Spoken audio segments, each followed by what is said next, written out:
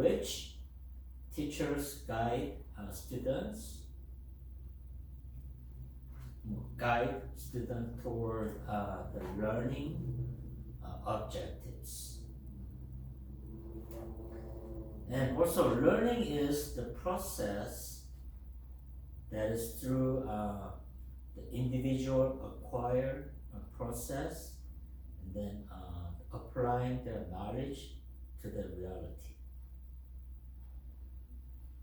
Also, teaching and learning, there should be dynamic interactions between teachers, and students. Actually, this is the core value of teaching and learning.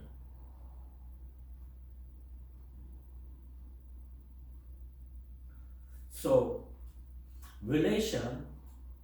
interaction between teacher and student, that is core of education.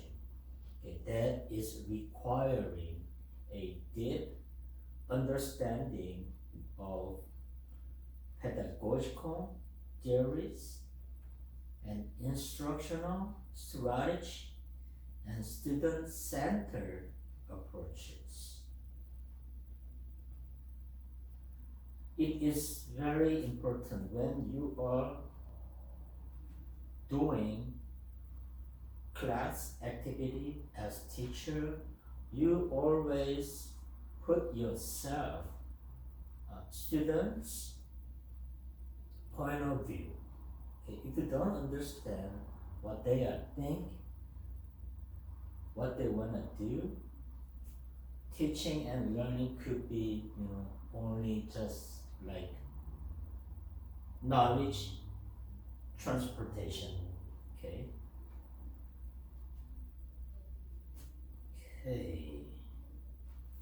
So chapter 1, introduction to teaching and learning. There are some sub-topics of this chapter. We're gonna find out the definition of teaching and learning. Okay, again, we're gonna see there are many different teaching theories. Okay, so we're gonna see what those different teaching theories are. Another sub-chapter should be teaching approaches and strategy. There are always a strategy that is including instruction, teaching skills and plans, classroom designs, lecture designs. Those are all included in strategy. So we're gonna learn about those things too. And then the important thing in teaching environment, you should know what the role of teacher is. Also, you should understand what their students' roles are. It is important. Then, there are very different learning styles. Okay, and then also we have to accustom our teaching style to various students' background knowledge, background culture too. Particularly, for example, different learning style. Okay, let's compare this to field sports. Like some athletes, they are really good. They have good techniques and stamina to learn marathon, right? they have enough energy and skills, strength to learn those about 2 hours learning competition, right? In contrary, on the other hand, some have not that kind of energy and skills and techniques to do marathon, but some have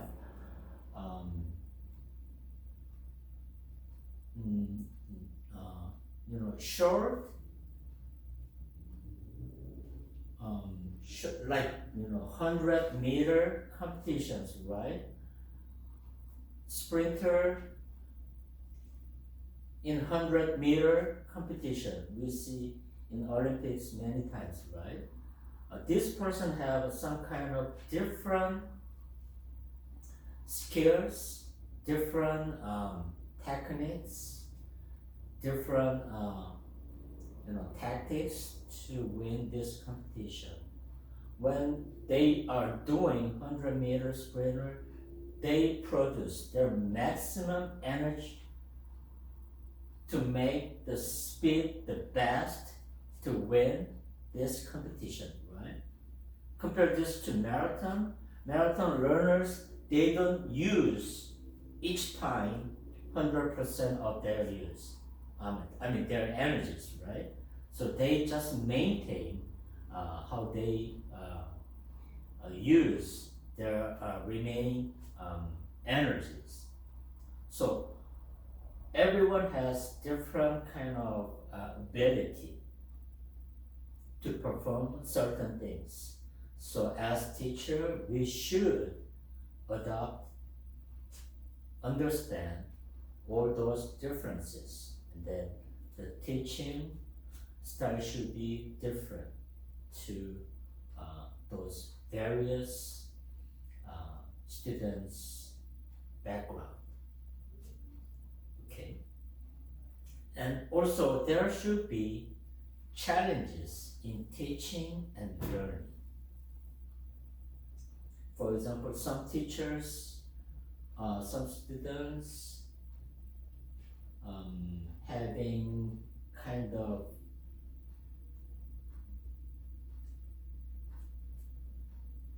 trouble to make a relationship with others. Okay, some students, they don't follow their teacher's instruction too, right? So how this might be the question, how you can handle those students. For them, you should adopt different teaching skill to those students too. So there should be challenges. Also, there are, like in the United States, particularly Los Angeles, in one class, like elementary to 12th grade classroom, there are many different ethnic groups are composed in one class, right? Asian, Hispanics, Europeans. So those students have their own cultural background. So there could be also challenges. If you don't know each student's cultural background, there might be problem too. So that is also a challenge to teachers.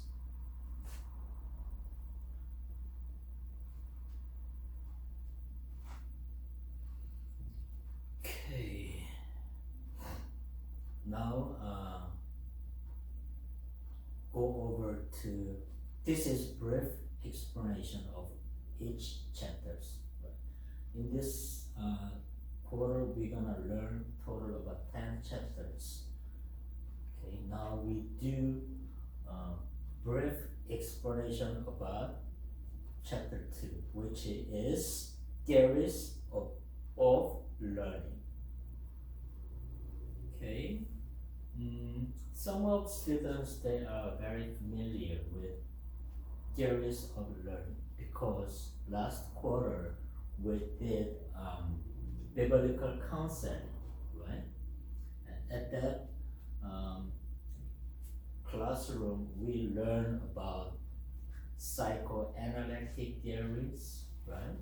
Conscious, unconscious, subconscious mind, id, ego, superego, and also we learn about social, psychosocial theories too, right? People have different life stages in their lifespan settings. And also the theories we learned about last quarter was like, behavioral theory, right? Pavlov's dog experiment, something like that. So some students might be familiar those theories. So we gonna have very similar theories about those theories that we're gonna learn in this chapter. Little different, okay, anyway. So the study of learning theories that is seeking explain how students they learn, they acquire their knowledge, then they they develop their learning skills, and then also change the behavior through the learning skills. So these are all about, there are, many different theories. Okay, so we're gonna learn about those things. Also, when we learn theories of learning, there should be various perspectives on learning that have emerged over time. It has long, time of history. So each theories of learning that offers us the insight into different aspects of the learning processes.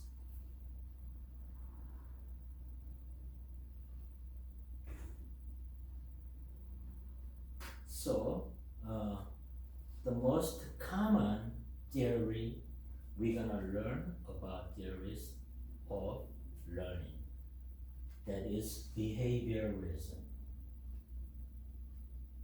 Okay, you heard Ivan Pavlov, right? Russian psychologist. And then we do B.F. Skinner. And then cognitism is John Piaget. We heard about it, John Piaget. And then Jerome Bruner. And then constructivism, that is also another theory of learning. Okay, you guys may heard of Lev Vygotsky, okay, and then John Dewey. These guys, these people, these scholars, these theorists are the most famous people in developing theories of learning.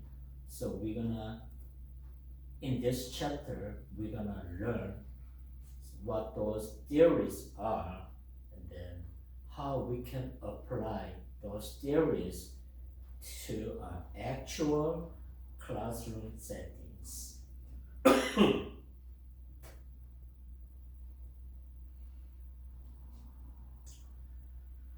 Okay, let's see,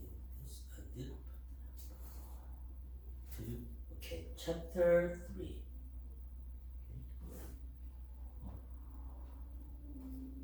you have textbook? Okay. Chapter 3. Yeah, chapter 3 is instructional planning and lesson design. Okay. Today we don't go deeper.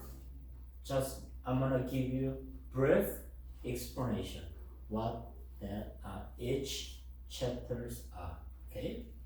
So chapter 3, we're gonna learn the instructional planning, lesson design. Okay. This is structured, organized, systemic process. Okay. That is making sure for your effective and teaching and learning for your students. Okay, planning and design is systemic. Okay, process. Also, that is involved structuring, strategy, assessment method, student engagement techniques. So the effective instructional planning, that is true essential for achieving to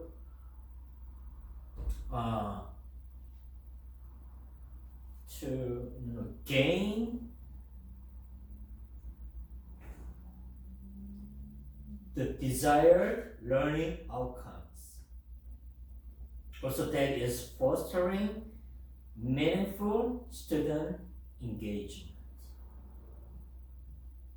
Okay, without the student engagement in each class, there is no effective classroom outcome, right? So it is very important.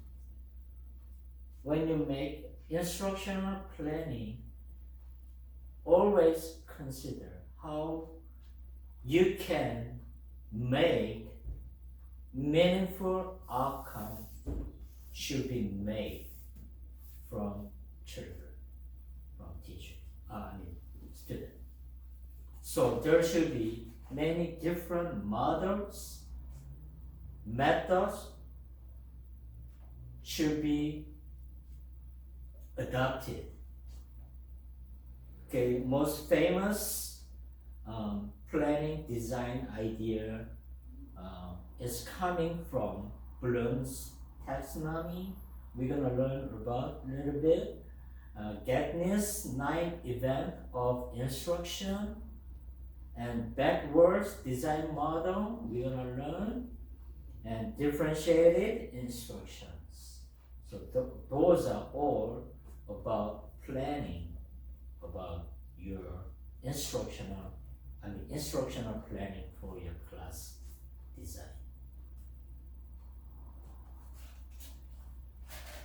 Okay, when you do instructional planning and lesson design, it is important. Always you should do instructional planning. Okay, when you perform teaching, there should be instructional guides. Okay, it is simple. When you, as you are a teacher, you are teaching. If you go to website like California Department of Education, it gives you all the informations about teaching instruction and strategy. Okay, it gives you when you teach first grader, that gives you how you can teach, how you can treat them, and then the academical outcome should be meet a certain standard of knowledge. It gives you all instruction and strategy. So it's not only giving you the greater strategy, Okay, but it is giving you also all different subjects like English.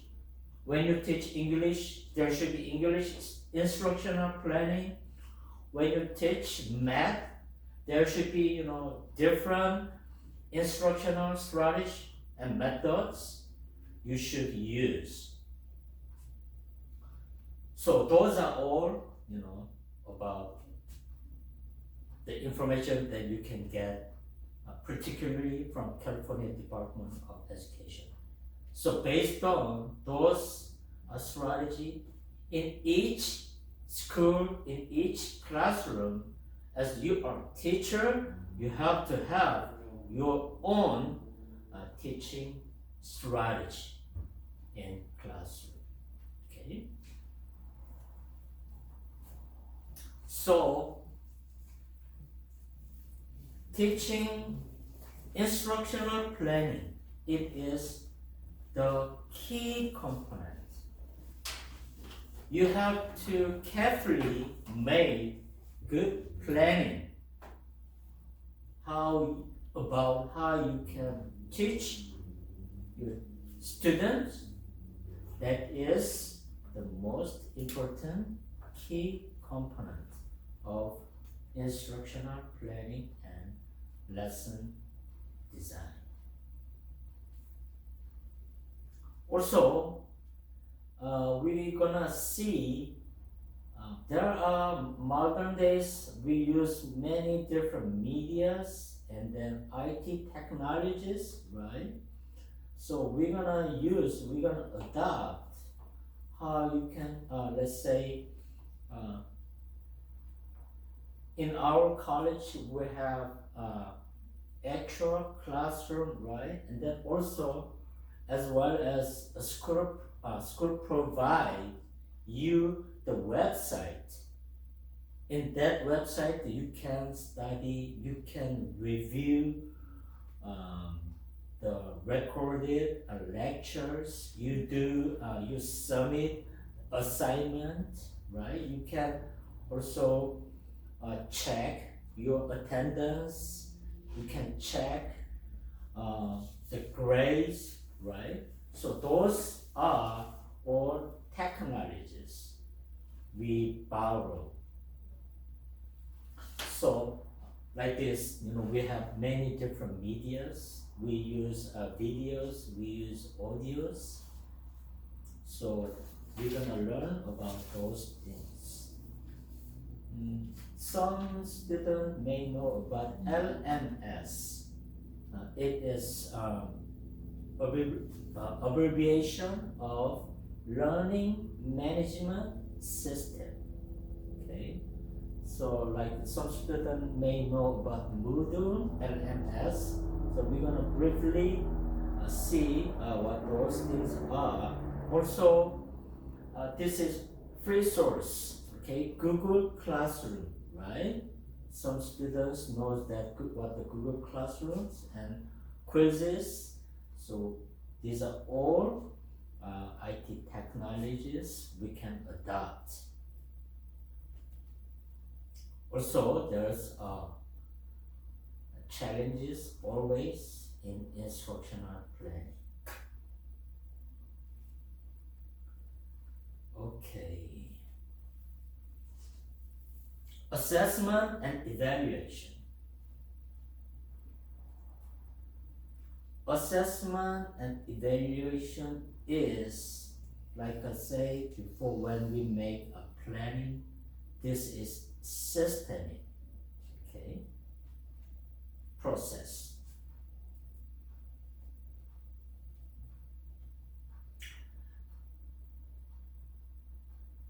Okay, because as you are teacher,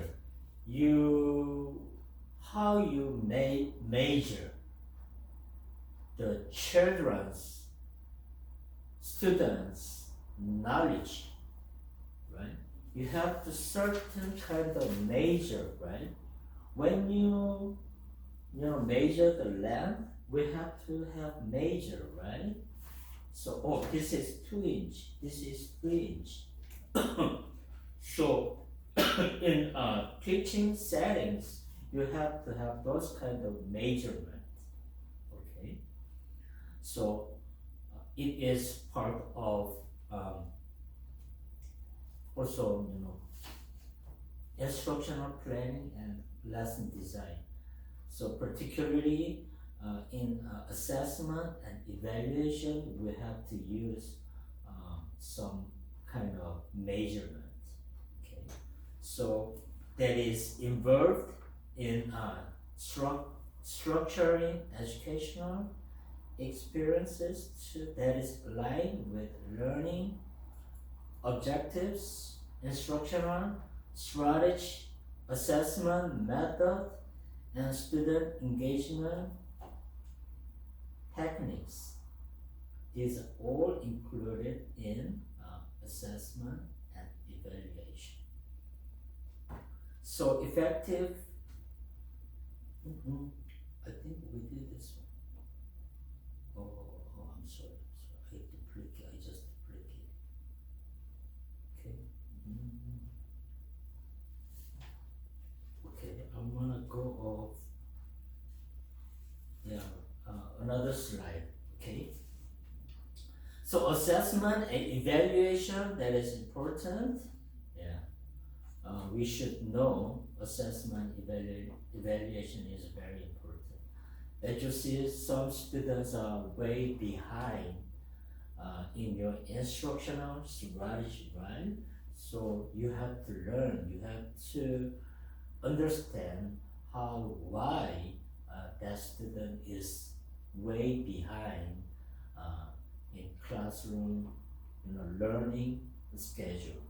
So also you have to assess, you have to evaluate those students way behind, and then you find how you can bring them into a normal track, right? Like at least it should be more than average, right? So these are all important about assessment and evaluation. There are some models for assessment and evaluation. Okay, so we're gonna learn what those assessment evaluations are. Okay, the famous one was Bloom's taxonomy, Kirkpatrick's four-level evaluation model, and Daniel Superbim's KIC models. We're gonna see what those the models are in assessment, evaluation of students' learning. Okay. Also, we use technologies in assessment and evaluations. Also, assessment data. It is kind of related to ethics. Once you finish assessment and evaluation, you keep those kind of data of each student's assessment and evaluation in a safe place, right? It cannot be open to the public. So in any school, the transcript should be kept in a safe place, right? Transcript is how you get the grades from each courses. So it shouldn't be revealed to the public. It is kind of individuals,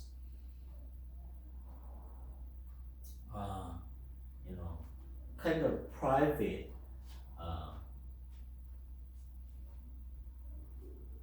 It is considered, each student's private matter, so it cannot be open without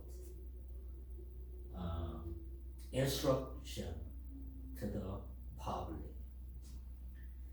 So evaluation assessment, there's a strategy, how you can do it, and then outcome, how you can understand the assessment of evaluation outcome. Then you give another strategy, how you can bring those children way behind to, the regular track, regular learning behaviors, something like that. And then also when you have the data of each student's assessment and evaluation, that should be always kept in safe. Okay. Also, chapter, I think, chapter 5, yes, chapter 5. I think we can finish. Chapter 5, classroom management strategy. Okay. So in this chapter, effective classroom management is key, essential for creating positive learning environment. When you don't have plan about how you teach, you cannot get the positive outcomes. Every classroom, every teacher, when they do teaching, you have to have management skills for your classroom. This is essential. That is key component to bring positive learning outcome.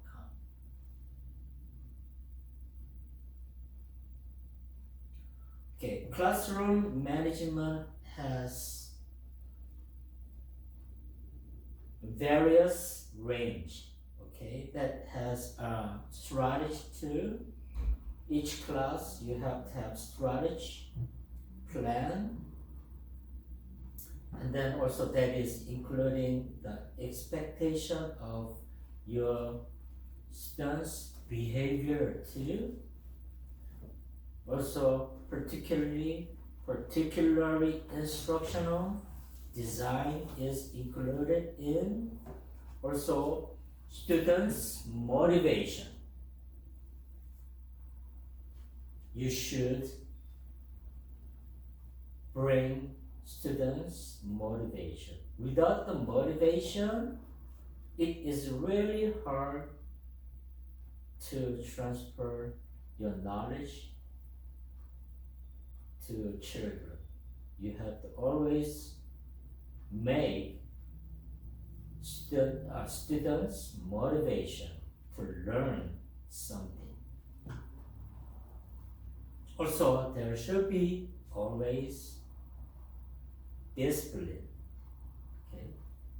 When students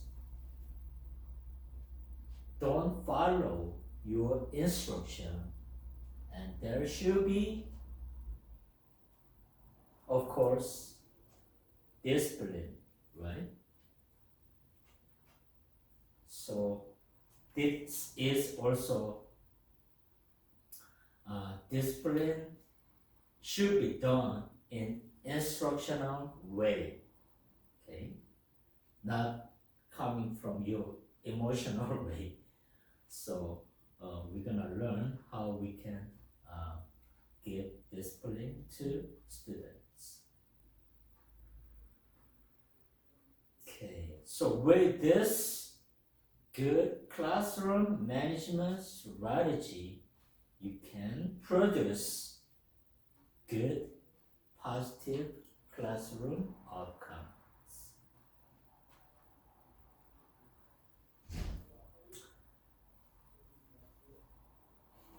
Okay, making classroom management effective management is key strategy in teaching and learning.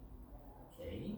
Also, that is fundamental principle of classroom management. You should have classroom management strategy. Also, in the classroom settings, you have to have management of technology and media sources. Also, you need technology in assessment and evaluation, like LMS, learning management system. Most popular one is like Moodle and Google Classrooms. Those things you have to have management strategy too. Also, using assessment data is always should be secure and safe. Okay, chapter 5 we finished. Chapter 6. Chapter 6 is integrating technology in teaching.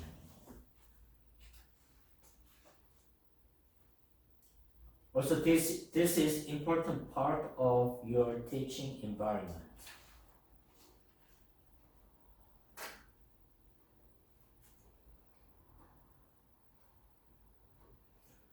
Okay, nowadays the importance of using technology is increased, right?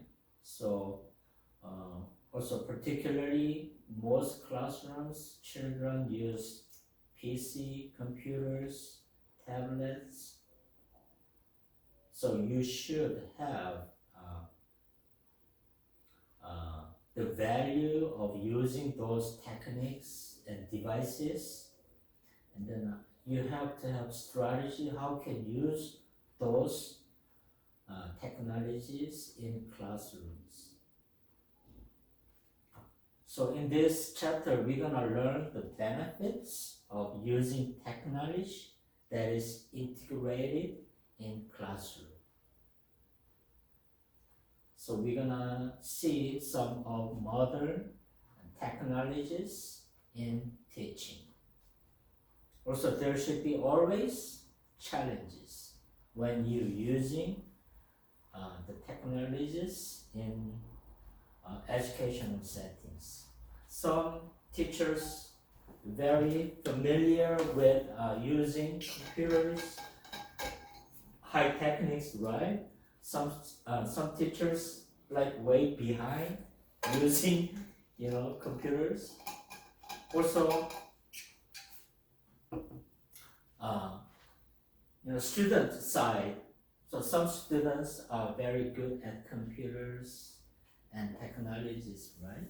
So those are the challenges about using technologies in educational settings. So we have to bring the best practice for using those technologies in teaching settings. Okay, we have I think 9 chapter 6 and then 7 and 9. Okay, brief. I'm gonna finish chapter 7 and then we're gonna watch one video and then do another 2 chapters, then finish. Okay. Okay. Chapter 7. Teaching diverse learners. You know what this means, right? Diverse learner. In particular, Los Angeles. We are living with different ethnic groups, right? As you see here, we have Chinese students, we have Japanese students, we have Korean students. So these are also represent the diversity of classroom. So each students, each ethnic groups, they have their own cultural background, right? They have their own morality. They have their own ethics. They have their own personality too. So this means we have many different students. So diverse learners we are face every classroom. So you have to have a skill how you can manage those diverse learners' backgrounds.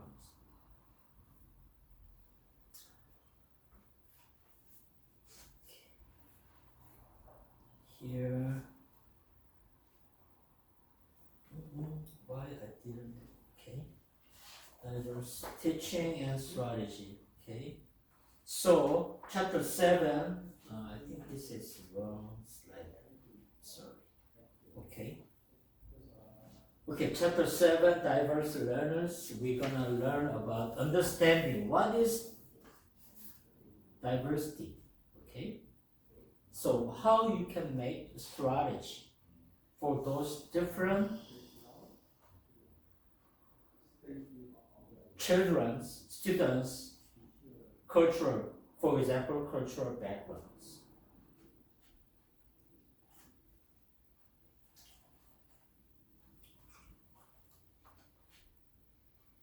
So, how you can build those different cultural backgrounds in inclusive settings.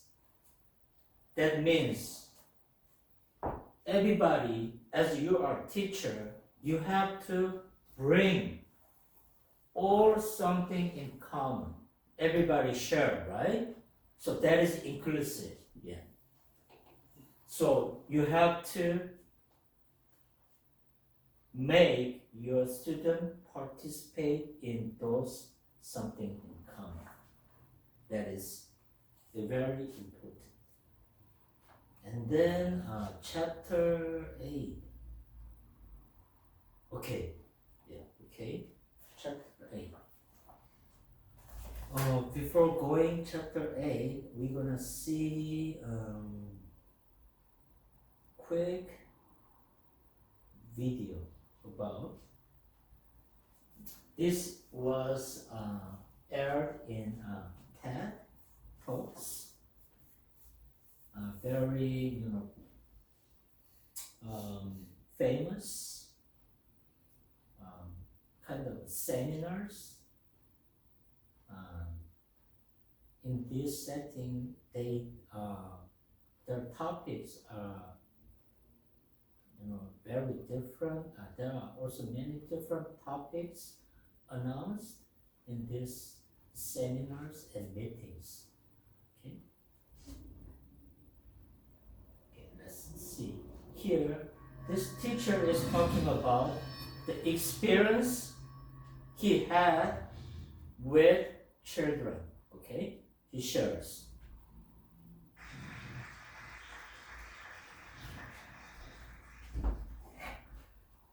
I'm obsessed with the question, what makes a good teacher great? I've collected 26,000 responses to this question in 8 different schools, from the poor schools in Los Angeles, to suburban schools in Texas, to elite private schools abroad. And after 24 years of teaching students, I'm still perplexed by this question. Today I'm going to teach the lessons I learned from those thousands of students and learn what I found out from them if we just listen to students. The thing about it is that during my time of asking kids this question, I realized that we don't ask this question for a particular reason. Schools are afraid. Based on fear, they don't really want to know what kids think. Partially because they don't think kids will take. He emphasizes, as teacher, we don't really want to know what kids think. Key point that is kind of major problem in classroom settings. Keep going. Curious. I'm going to share with you one of the most profound quotes, answers to this question that I ever received. Okay. Great teacher eats apples. He has episode with this quote. Okay, he's gonna explain it.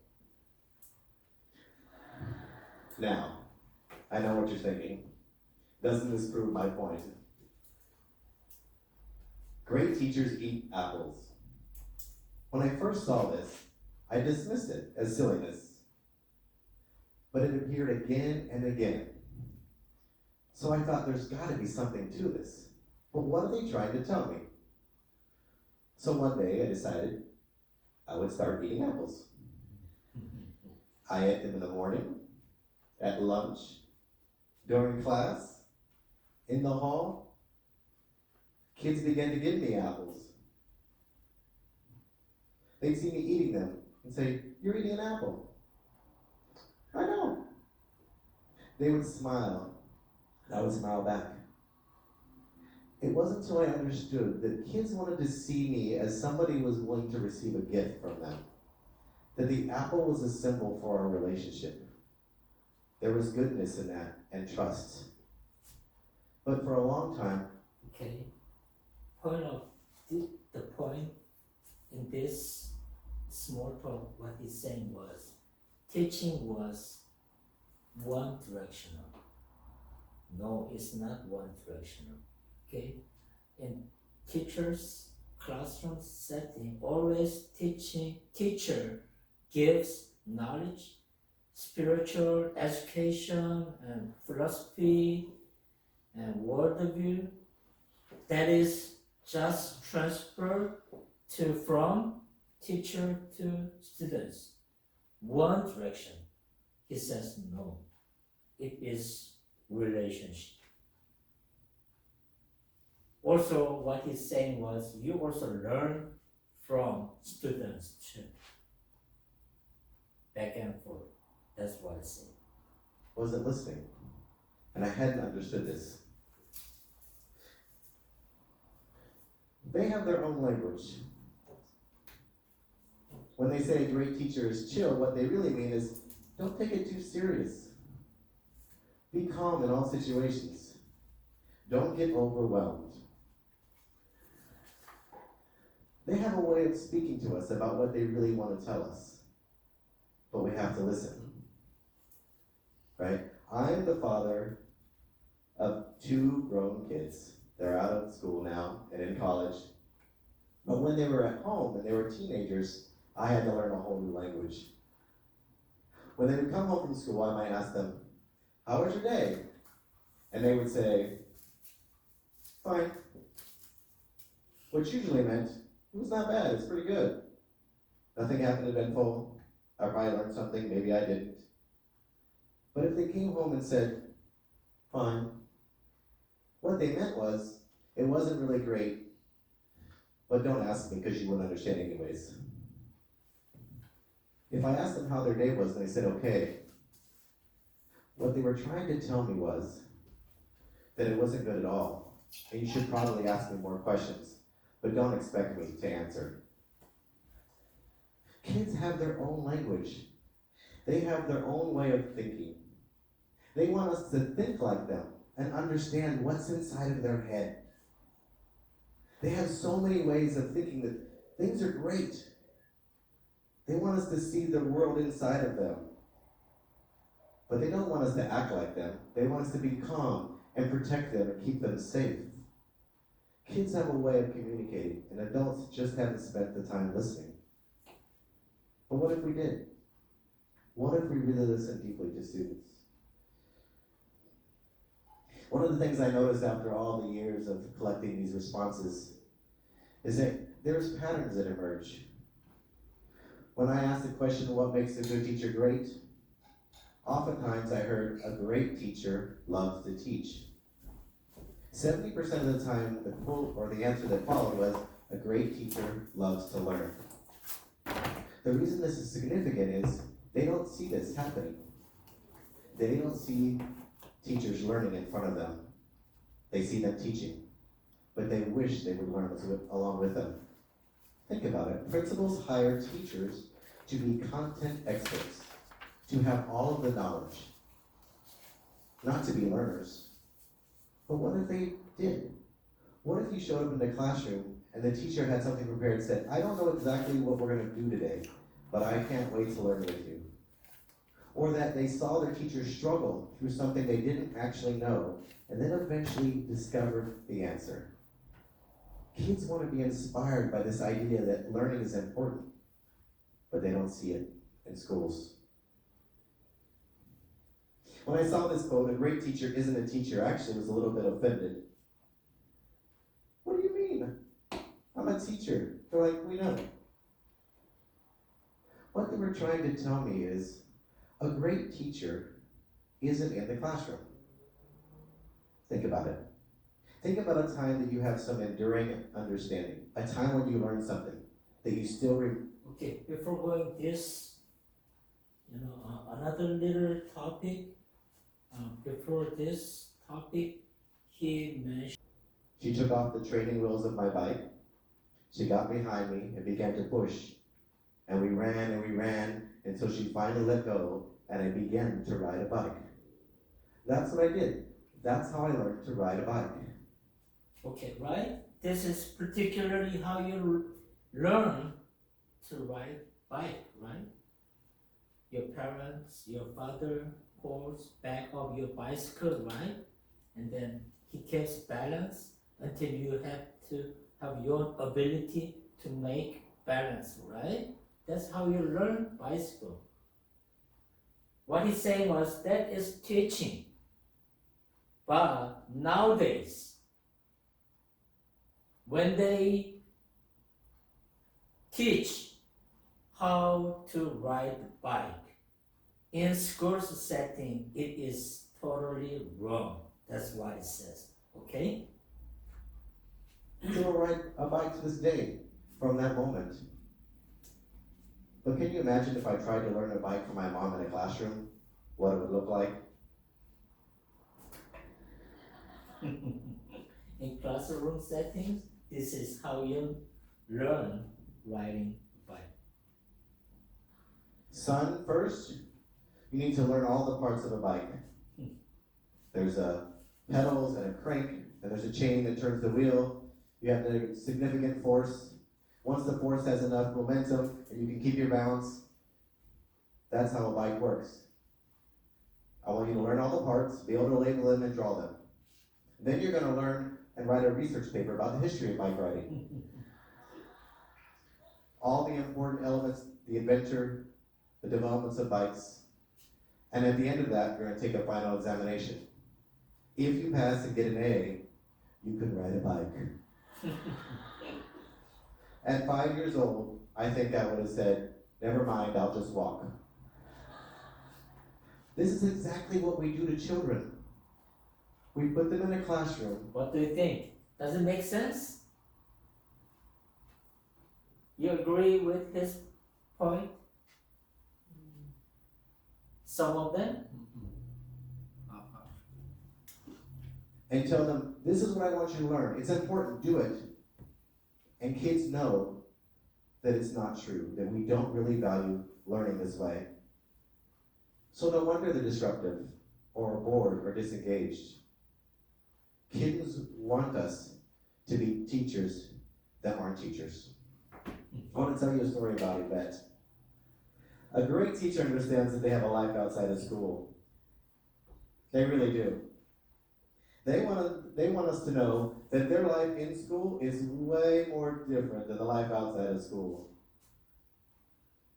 I just thought, well, how hard is your life? Your job is to do school. My job is to teach. Yvette was a tough student. She was feisty, and she had an infamous reputation. She walked around with a jacket to prove it. Whenever she walked around, the kids would follow. She would come in and sit in the front row and lean just so she could make eye contact to intimidate me. She would call me Mr. and not even use my full name. When she'd get up to go to the bathroom, all the girls would follow. Eventually, I learned from Yvette what she needed to learn. And I thought I became pretty good at what I was doing. I noticed one day she stopped turning in her homework, which she had become a great leader in the classroom. She turned in her homework. She participated in class. She actually was quite good. So when this happened, I was surprised. So I went up to her and said, Yvette, I'm very disappointed in you. She said, I know, mister, I'm sorry. I expected it turned in tomorrow. Tomorrow came, and just a few sheets of unfinished work were turned in. I also went up to her and said, Yvette, this is disappointing. She said, I normally do my homework in the bathroom because it's the quietest place in my house. But this week the electricity was turned off, and it's dark in there. I had a candle, but it burnt out, and I'm sorry. She gazed down at her prideful self. I had missed the point. I had not listened when she said, I'm trying, mister. I heard the words, but I didn't listen. Great teachers notice when there's a struggle. They don't make assumptions about what kids can and cannot do. Okay. In this part, the point is, teacher, just hear the words, not listening, okay? You have to listen what the the students saying about. They wait and watch, and they rescue them when they're stuck.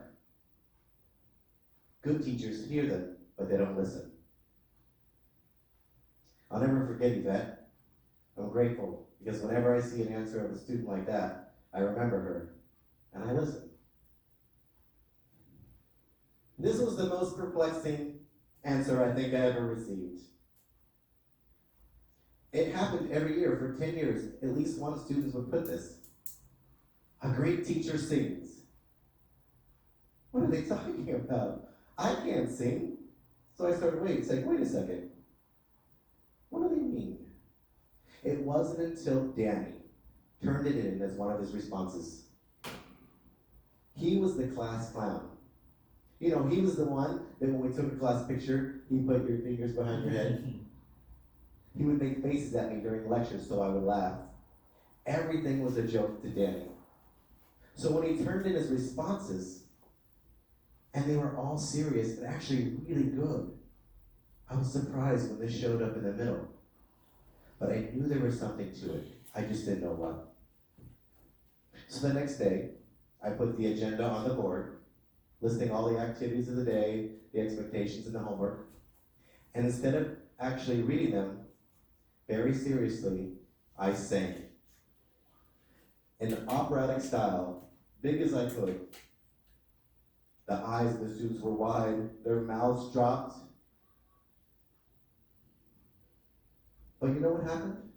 At the end of that, I expected pointing and laughing.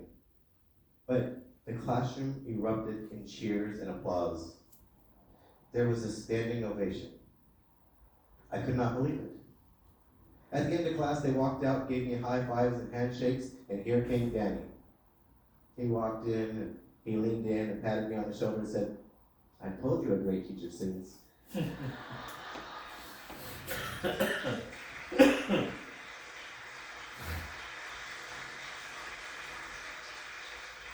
Great teachers make themselves humble before their students. This is the point. Make yourself humble to the students. Not like, I'm a teacher. I have authority. You have to listen to me, not like this. Okay? They take risks. They put aside their fear to try. They trust that they're going to be supported if they fail. But they don't see this. They see experts, remember? Content experts. What if we hired teachers not to be deep understanding of content, knowledge keepers, but deep understanders of students. Most important. How our schools would change and transform. But it's no wonder students don't care, or that teachers don't really listen, because they've never been taught. But what if we did listen? You see, we spend 3 years of a student's life teaching students to read. About 12 years of those students' life teaching them to write. Maybe if they're lucky, they get a semester or half a year learning to public speak. But they get virtual 0 years of formal listening instruction. 0. Think about it. When was the last time you were at a dinner party and someone asked the question, "So, what do you do for a living?" And the response was, "Oh, I'm a listening teacher. I teach advanced listening at the high school, advanced listening communications, or beginning listener for elementary." We don't hear this because we just don't believe it in schools. It's important. Though in the world, listening is one of the #1 skills essential for business and life, and we just don't teach it. We need to listen to our students. In our classrooms are the future. The Maya Angelous, the Mother Teresas, the Elon Musks of the world. And can you imagine if we took the time to ask those students what would make a good teacher great? And then we actually listened. We could transform schools and education. Thank you. Okay, point of this, speech, it is listening. Okay, why we have to listen? Eventually, it is making relationship. Okay, relationship is the family, right? Mm-hmm. Okay, you and me making good relationship means relationship has base of trust, right? I trust you, you trust me. Trust is start from listening, understanding each other. That's what it's saying, okay? Then you could give true teaching to the students, because students have good relationship with teacher. They also listen what you teach, right? If you don't listen to them, they don't listen to you. Yeah. So that's the point of our speech. I think chapter 8. Okay, 5 minutes left. I'm gonna go brief. Professional, there is learning. Okay, brief explanation of chapter 8. Okay. Next week we're gonna go over more deeply about from chapter 1. Okay. So professional ethics and responsibility. That is topic of chapter 8. So in this chapter, we have to learn what is ethical teaching. Okay, that is also fundamental of our teaching systems. Like you have heard the principle of honesty, right? Fairness, confidentiality. Those are all included in teaching ethics. So we're gonna learn about those things too.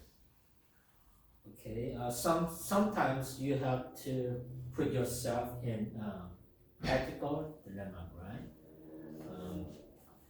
Like, let's say, for example, one of your students make violence to other students. Nowadays, there's always school police, right? Then maybe you have to put yourself in the dilemma. Do I have to report the police or not? That's this kind of report. That's not easy, easy situation, right? Maybe I have to make decision. Okay, I have to just talk to the children who made the violence. Okay, hey John, you shouldn't do this, if you communicate with, peer student children with violence, that's gonna be a big problem when you grow up too, right?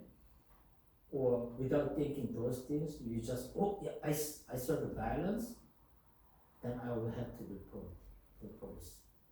Yeah. Also that might be also a problem too. So you have to kind of put yourself in dilemma. Which decision will be, good for students or bad? Yeah. So that's all about chapter 8, and then chapter.